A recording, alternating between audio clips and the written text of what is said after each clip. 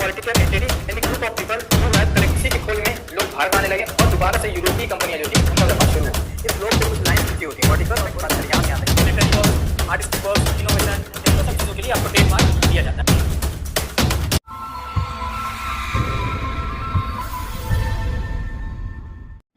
Hello friends, कैसे हैं आप लोग। उम्मीद कर रहा हूँ सभी लोग अच्छे से होंगे, घर में होंगे, पढ़ाई कर रहे होंगे और जो भी आपकी स्टेट गवर्नमेंट की तरफ से गाइडलाइंस होंगे उनको फॉलो कर रहे होंगे। ब्रिटिशर्स हम पढ़ रहे थे, एक पार्ट देख लिए थे 1611 तक का। इसके बाद का सेकंड पार्ट हमको देखना है और एक फाइनल पार्ट आएगा, 3 पार्ट में इसको कंप्लीट करूँगा मैं। 1611 तक देख लिए थे, मसूलीपट्टनम वगैरह से जो केंद्र बनाया जाता है वहाँ तक। आज 1612 से देखना है, ठीक है। जल्दी जल्दी ख़त्म करते हैं इसको, 15 से 20 मिनट की वीडियो ये भी बनेगी, ठीक है। तो डेट का शुरुआत करनी है हमको 1612 से। 1612 में क्या घटना होती है, 2-3 घटनाएं याद रखिएगा। सबसे पहले एक व्यक्ति का नाम यहाँ पर आता है, नाम है इसका कैप्टन बेस्ट। कैप्टन बेस्ट ये क्या करता है, पुर्तगालियों पर हमला करता है। हमला किया, हरा दिया, पुर्तगालियों को हरा दिया। इसके बाद से क्या करता है, ये जो पुर्तगालियों का एकाधिकार था, एकाधिकार, उस एकाधिकार को ख़त्म कर देता। मतलब जो भी व्यापारिक एकाधिकार था उसकी बात कर रहा हूँ मैं। और तीसरा काम क्या करता है, सूरत पर कब्ज़ा कर लेता है। ये सूरत पर कब्ज़ा कर लिया है। कब की डेट बताया हूँ मैं, 1612। 1612 में कैप्टन बेस्ट क्या करता है, पुर्तगालियों पर हमला करता है। हमला करके उनको हरा देता है। हराने के बाद उनका जो एकाधिकार होता है, व्यापारिक एकाधिकार, व्यापारिक एकाधिकार का मतलब हम ही व्यापार करेंगे, दूसरा कोई नहीं करेगा, ठीक है, उसको ख़त्म करता है और उसके बाद से सूरत पर कब्ज़ा कर लेता है। इतना समझ में आ गया होगा। इसके बाद से सूरत से जुड़ा एक और डेट आपको मिल जाएगा, 1613। 1613 में क्या होता है, सूरत में फैक्ट्री बना दी जाती है। सूरत में फैक्ट्री बना दी गई 1613 में, ठीक। इसके बाद से अगली डेट हमको मिलती है 1615। 1615 में क्या है, एक व्यक्ति आता है, नाम है इसका, नाम क्या है इसका, सर थॉमस रो।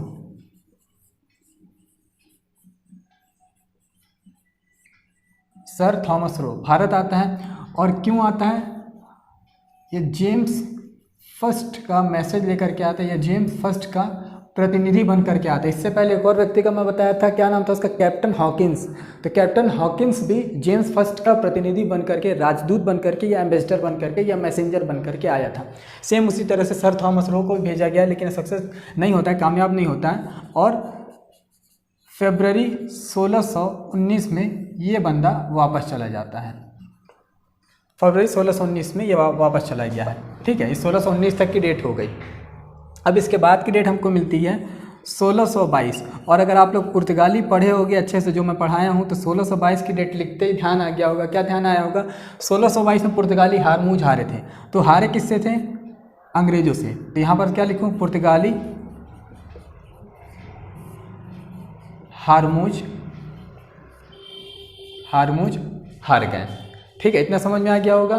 क्या का डेट लिख दिया अभी तक मैं, 1612 की डेट लिखा। 1612 में कैप्टन बेस्ट पुर्तगालियों को हराता है, हरा करके उनका एकाधिकार खत्म करता है और सूरत पर कब्जा कर लेता है। 1613 में इसी सूरत में फैक्ट्री बना दी जाती है। 1615 में सर थॉमस रो भारत आता है।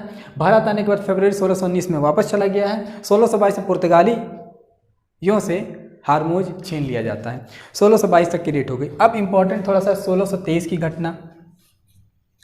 1623 इसमें क्या होता है, कुछ और क्षेत्रों पर व्यापारिक केंद्र बनाए जाते हैं, उन पर कब्जा किया जाता है। वो क्षेत्र कौन कौन से थे, तो वो था आपका सूरत के बाद भड़ौच के बाद अहमदाबाद के बाद अजमेर के बाद आगरा के बाद मसूलीपट्टनम। इतने केंद्रों पर व्यापारिक केंद्र बनाए जाते हैं, या इन पर कब्जा किया जाता है, फिर व्यापारिक केंद्र बनाया जाता है, ठीक है। 1623 तो कौन कौन सा एरिया बता दिया मैं। सबसे पहले सूरत के बाद आपका एक और एरिया है भड़ौच के बाद अहमदाबाद के बाद अजमेर के बाद आगरा के बाद मसूलीपट्टनम। एक बार और वहाँ पर कब्जा किए हैं, मतलब व्यापारिक केंद्र बनाए हैं, और यहाँ पर भी व्यापारिक केंद्र दूसरी बार बनाते हैं, ठीक है। तो 1623 में सूरत, भड़ौच, अहमदाबाद, अजमेर, आगरा, मसूलीपट्टनम में केंद्र बनाए जाते हैं। 1623 तक की घटना हो गई। इसके बाद से एक और डेट यहीं पास लिख लीजिए, 1625 की। ये भी सूरत से जुड़ी हुई डेट है 1625। क्या होता है? किलेबंदी। किलेबंदी कहाँ? सूरत में। ठीक है, इसको अलग कलर से बता दे रहा हूँ मैं। सूरत हो गया, ठीक है। सूरत से जुड़ी कौन कौन सी डेट हो गई? 1612 की डेट हो गई, 1613 की डेट हो गई और 1625 की डेट हो गई। 1613 में क्या किया? सूरत पर कब्जा किया है। 1613 में सूरत में फैक्ट्री बनाया है और 1625 में सूरत में किलेबंदी की गई है। ये 3 डेट सूरत से जुड़ी हुई थी, इतना समझ में आ गया होगा। आगे बढ़ते हैं, कहाँ तक की डेट देख ली? 1623 और 1625 तक की, सॉरी। फिर आता है 1626, दिखाई दे रहा? यहाँ लिख देता हूँ 1626। 1626 में एक और एरिया पे कब्जा किया जाता है, नाम है इसका आरमर गांव। इसका नाम है आरमर गांव। आरमर गांव का एक और नाम है दुर्गा राजपट्टनम। दुर्गा राजपट्टनम। एक और नाम इसी का मिलता है दुरास पट्टनम, ये इसी के नाम है। तो 1626 में आरमर गांव पर कब्जा किया जाता है। 1600 डेट है आपकी 1632 की। 1632 बहुत अच्छी डेट है। ये क्या डेट है? इसमें एक एरिया है, नाम है इसका गोलकुंडा। गोलकुंडा। गोलकुंडा का शासक जो है, गोलकुंडा का शासक, उससे अंग्रेज लोग क्या ले लेते हैं? सुनहला फरमान ले लेते हैं। सुनहला या सुनहरा बोलना चाहे तो सुनहरा बोल लीजिए, जो आपको बोलने का मन हो। सुनहरा या सुनहला फरमान ले लेते हैं। सुनहला फरमान ले लेते हैं। अब ये था क्या सुनहला फरमान? इसको इंग्लिश में गोल्डन परमिशन कहते हैं। गोल्डन परमिशन का मतलब फ्री ट्रेड परमिट, मतलब ये जिस एरिया के लिए आपको ये गोल्डन परमिट मिल जाता था, गोल्डन परमिशन मिल जाता था, वहाँ पर आपको बिना टैक्स के व्यापार करने की परमिशन हो जाती थी। तो अंग्रेज़ क्या करते हैं? गोलकुंडा के शासक या सुल्तान से सुनहला फरमान, इंग्लिश में लिख दे रहा हूँ गोल्डन परमिशन, या इसी को एक और भाषा में वो समझने के लिए फ्री ट्रेड परमिट, ये अंग्रेज ले लेते हैं गोलकुंडा के सुल्तान से। अब जब परमिशन मिल गया तो क्या करेंगे? जो गोलकुंडा के जितने बंदरगाह थे, गोलकुंडा के सभी बंदरगाह पर व्यापारिक छूट मिल गया इनको, व्यापारिक छूट मिल गया। ये 1632 तक की रेट हो गई। 1633 भी देख लेते हैं। ये 1633 में 2 एरिया पर कब्जा कर लिया जाता है। पहला है आपका हरिपुर और दूसरा है आपका बालासोर। बालासोर 2 एरियाज पे कब्जा किया जाता है। ये आपका उड़ीसा में पड़ता है, उड़ीसा का एरिया है ये। ठीक है, समझ में आ गया होगा। समझा दे रहा हूँ, अगर हैंड राइटिंग में दिक्कत हो तो थोड़ा सा सुन लीजिएगा कॉन्शियसली। 1612 में कैप्टन वेस्ट पुर्तगालियों को हराता है, उनका व्यापारिक एकाधिकार खत्म करता है और सूरत पर कब्जा कर लेता है। 1613 में सूरत में फैक्ट्री बना देता है। 1615 में सर थॉमस रो भारत आता है। फरवरी 1619 में वापस चला जाता है। 1622 में पुर्तगाली हारमूज हार जाते हैं। 1623 में सूरत, भड़ौच, अहमदाबाद, अजमेर, आगरा, मसूलीपट्टनम में व्यापारिक केंद्र बनाए जाते हैं। यहाँ लिख देता हूँ व्यापारिक केंद्र बनाए जाते हैं। 1626 में आरमर गांव, दुर्गा राजपट्टनम या दुरासपट्टनम पर कब्जा किया जाता है। 1632 में गोलकुंडा के शासक से सुनहला फरमान, गोल्डन परमिशन ले लिया जाता है। और गोल्डन परमिशन का मतलब था गोलकुंडा के सभी बंदरगाहों में फ्री ट्रेड कर सकते हो, बिना टैक्स वगैरह दिए व्यापार कर सकते हो। 1633 में हरिपुर और बालासोर में व्यापारिक केंद्र बना लिए जाते हैं। इतना समझ में आ गया होगा, स्क्रीनशॉट ले लीजिए। ठीक, आगे बढ़ते हैं।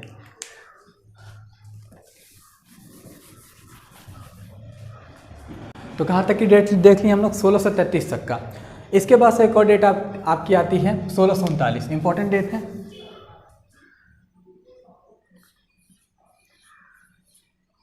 1639 में व्यक्ति का नाम है, एक अंग्रेज है, फ्रांसिस डे। बता रहा हूँ पूरा अच्छे से, फ्रांसिस डे। और फिर एक और व्यक्ति है, उसका नाम है, दिखाई दे रहा? तो नीचे लिखता हूँ देखने के लिए। एक और व्यक्ति है, इसका नाम है दरमेला वेंकटप्पा। ठीक है, इससे क्या करता है? मद्रास ले लेता है। ठीक है, अब थोड़ा सा कहानी देखिएगा। फ्रांसिस डे ये कौन है? ब्रिटिशर्स है, ब्रिटिश है, ब्रिटिश व्यक्ति है, ठीक है। और दरमेला वेंकटप्पा जो है ये चंद्रगिरी का राजा है, ठीक है। दरमेला वेंकटप्पा चंद्रगिरी का राजा है। इससे ये फ्रांसिस डे इस दरमेला वेंकटप्पा से मद्रास क्या करता है? पट्टे पर ले लेता है। मद्रास जो है पट्टे पर ले लिया, पट्टा मतलब किराया पर ले लिया या लीज पर ले लिया, ठीक है। लेने के बाद क्या करता है ये फ्रांसिस डे? इसी मद्रास पे 1640 में किला बनवा देता है, किला बनवाता है। इसी मद्रास में क्या करता है? किला बनवाता है, किला बनवाता है। और उस किले का नाम क्या रखता है? Saint George fort. इसी को हिंदी में बोलना चाहो तो सेंट जॉर्ज का किला या जॉर्ज फोर्ट कह सकते हो, जो भी नाम बोलना चाहो, नाम यही आगे पीछे करके जो बोलना चाहो बोल लेना। तो 1639 में मद्रास पट्टे पर ले लिया, किराए पर ले लिया दरमेला वेंकटप्पा से, जो चंद्रगिरी का राजा है। इसके बाद से वहाँ पर एक किला बनवाता है जिसका नाम रखता है सेंट जॉर्ज फोर्ट। और 1641 कब? सितंबर 1641 में कहाँ केंद्र था? इससे पहले मसूलीपट्टनम था, मसूलीपट्टनम यहाँ पर व्यापारिक केंद्र था। तो इसको ट्रांसफ़र करके कहाँ ले आता है? इसी किले में लेकर के आ जाता है, जो सेंट जॉर्ज का किला था, ट्रांसफ़र करके ला दिया, ठीक है। जो मसूलीपट्टनम का सेंटर था उसको ट्रांसफ़र करके कहाँ लेते आता? Saint George. यहाँ पर एक चीज़ देखिएगा, ये जो फ्रांसिस डे है पूरा फैक्ट इससे जुड़ा हुआ है। यहाँ तक फ्रांसिस डे ही मद्रास को किराए पर लिया है, फ्रांसिस डे ही मद्रास में किला बनवा रहा सेंट जॉर्ज का किला, फ्रांसिस डे ही मसूलीपट्टनम में जो सेंटर था उसको ट्रांसफ़र करके कहाँ ले आया है? सेंट जॉर्ज में लेकर के आया, फोर्ट में लेकर के आया है। तो यानी पूरी तरह से मद्रास में ये काम कर रहा, मद्रास के लिए काम कर रहा है। इसी कारण से मद्रास का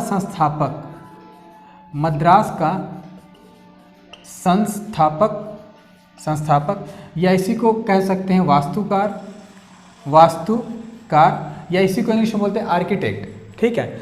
तो मद्रास का संस्थापक या वास्तुकार कहते हैं फ्रांसिस डे को, ठीक, समझ में आ गया होगा। फ्रांसिस डे से जुड़ा एक और नाम आपको इतिहास में सुनने को मिला होगा, फ्रांसिस मार्टिन। सेम फैक्ट है यहाँ पर भी। फ्रांसिस मार्टिन को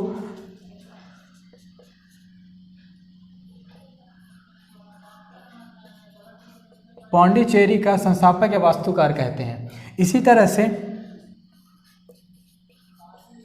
दिल्ली का वास्तुकार या संस्थापक किसको कहते हैं? तो एडविन या एडवर्ड भी बोलते हैं, एडविन या एडवर्ड लुटियंस की दिल्ली भी कहते हैं, आप सुना होगा। यही लोग क्या करते हैं, मतलब यही एडवर्ड लुटियन या एडवर्ड, इनकी और टीम भी होती है। तो इन्हीं के द्वारा जो भारतीय संसद है ना, भारतीय संसद उसका डिज़ाइन भी बनाया गया, भारतीय संसद का डिज़ाइन भी इन्होंने ही तैयार किया, ठीक है। इतना समझ में आया। फिर इसके बाद से अगर पूछा जाए कलकत्ता का वास्तुकार या संस्थापक, तो वो नाम है जॉब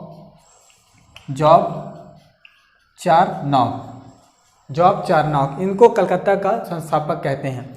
अब यहाँ पर बम्बई का जान लीजिए, जब लगे आप सारी चीज़ें देख रहे हैं तो यहाँ लिख दे रहा हूँ। बम्बई का वास्तुकार या संस्थापक किसको कहते हैं?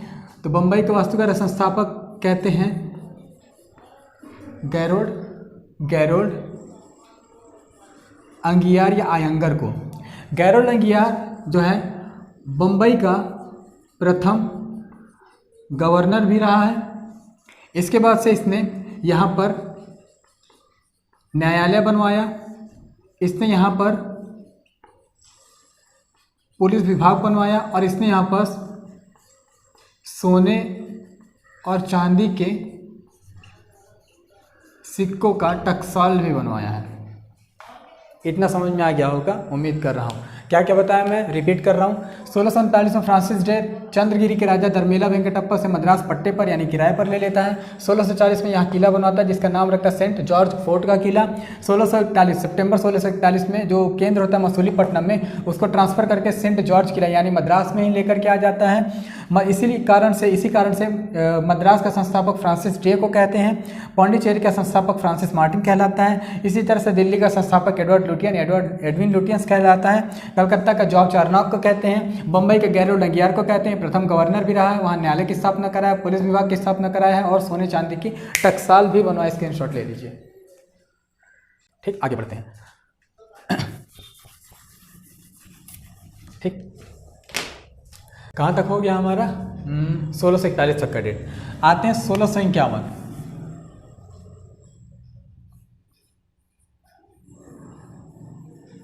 1651 में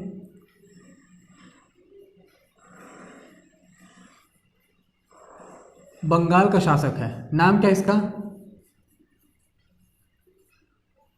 शाह सूजा। इससे क्या करते हैं ये लोग? निशान ले लेते हैं। ठीक है, निशान लेने का मतलब क्या हुआ? ये भी एक तरह से ट्रेड परमिट होता था, फ्री में व्यापार करने का परमिशन होता था। निशान ले लेते हैं। ठीक है, और यहीं 1651 में ही ब्रिजमैन द्वारा हुगली में व्यापारिक केंद्र बनाया जाता है। ठीक है, दो फैक्ट यहाँ से जुड़ा हुआ। 1651 के बाद 1661 की डेट, और आपको पुर्तगाली पढ़ाया होगा तो फिर से ये फैक्ट याद आ गया होगा। 1661 में विवाह होता है Catherine of Braganza weds Charles second. ये कौन है? पुर्तगाली प्रिंसेस है। पुर्तगाली प्रिंसेस है। और चार्ल्स सेकंड कौन है? British Prince. इन दोनों का विवाह होता है और विवाह में चार्ल्स सेकंड को क्या मिलता है? दहेज में पूरा बॉम्बे जो होता है वो दहेज के रूप में मिल जाता है। ठीक है, 1661 की डेट ये पुर्तगाली में भी बताया है। यहाँ तक समझ में आया? फिर आगे बढ़ते हैं। 1661 के बाद से हमारी डेट सीधे आती है 1667 की। 1667 में औरंगजेब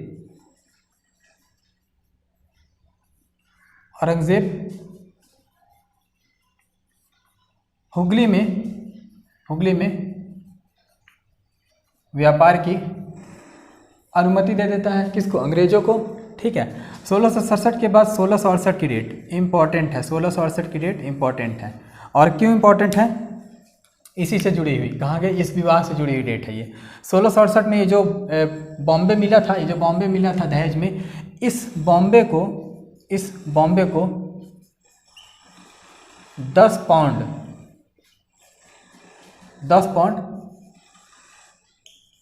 वार्षिक किराए पर अंग्रेजों को दे देता है। अंग्रेजों को दे दिया। कौन? Charles second. इसी को दहेज मिला था। सोच लो, दहेज का सामान बेच दिया। 1668 में क्या किया है? ये बॉम्बे जो मिला था इसको दहेज के रूप में उसको बेच देता है। फिर इसके बाद से डेट आती है, दिखाई दे रहा? स्क्रीनशॉट ले लीजिए इसका, फिर आगे बढ़ते हैं। 1668 की डेट हो गई।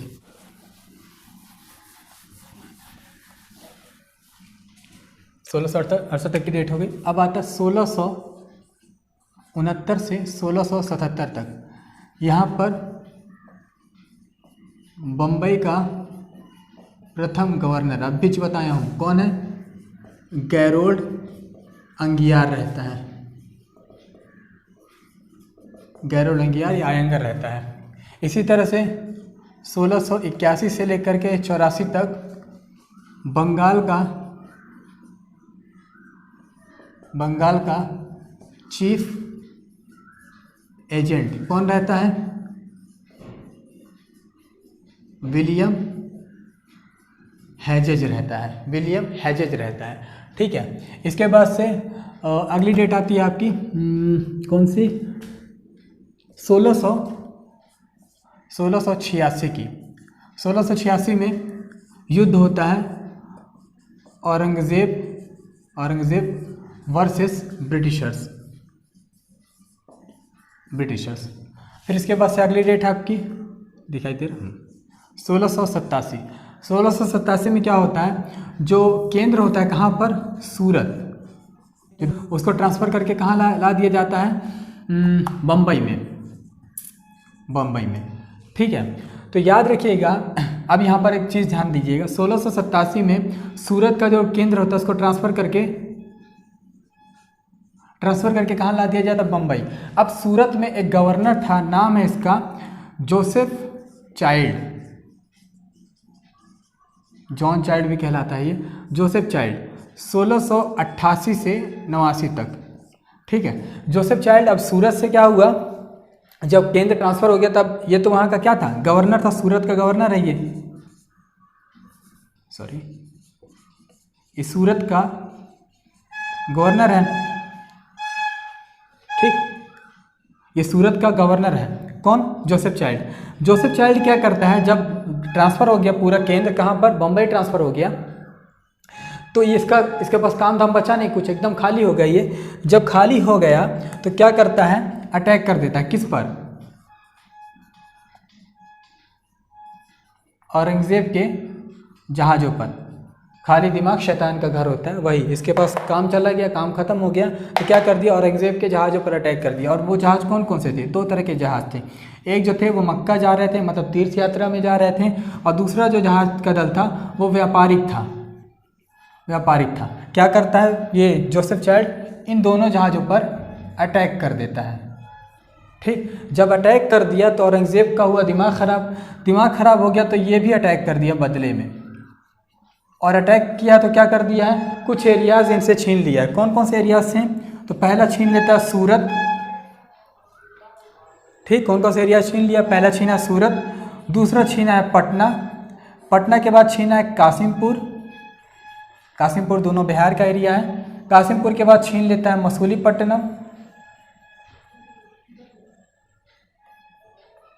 मसूलीपट्टनम छीन लेता है। एक और एरिया छीन लेता है, यहाँ लिख दे रहा हूँ, विशाखापट्टनम।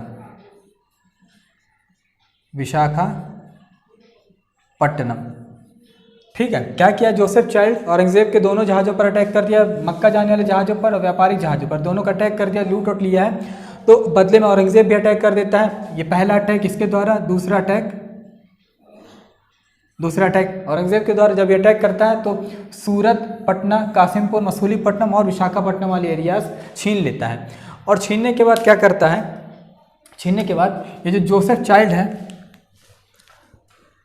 चाइल्ड है इसको देश से निकाल देता है। क्वेश्चन पूछा हुआ है एग्जाम में कि ऐसा कौन सा अंग्रेज है जिसको औरंगजेब ने भारत से निकाल दिया था, देश से निष्कासित कर दिया था, तो वो है जोसेफ चाइल्ड। इसको देश से निकाल दिया था। साथ में औरंगजेब ने कहा पूरे अंग्रेजों को कि तुम बाहर जाओ, सब यहाँ पास अपना जितना बोरिया बिस्तर समेटो, सब समेट लो और चुपचाप यहाँ से निकल लो। जब निकलने को कहा तो अंग्रेज पूरे घबरा गए और घबराने के बाद माफ़ीनामा लिखे, मतलब किससे, औरंगजेब से माफ़ी मांगे और 17,000 पाउंड औरंगजेब को दिए। ठीक है, कि हमको यहाँ रहने दो, तब जा कर के औरंगजेब ने इनको छोड़ा। अदरवाइज अगर औरंगजेब ने सीधा ऑर्डर दे दिया था कि तुम सब जितने अंग्रेज हो सब बाहर निकल जाओ, किसी को आने की ज़रूरत नहीं है, यहाँ पर कोई व्यापार नहीं करेगा।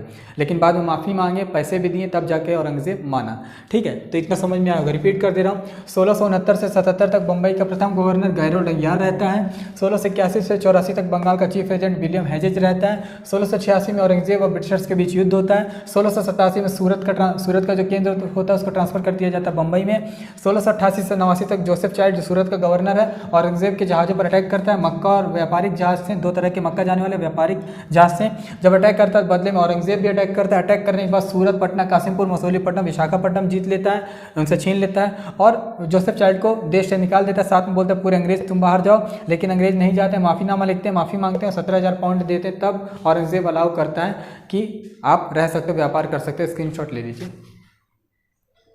उम्मीद कर रहा हूँ इतना समझ में आया होगा।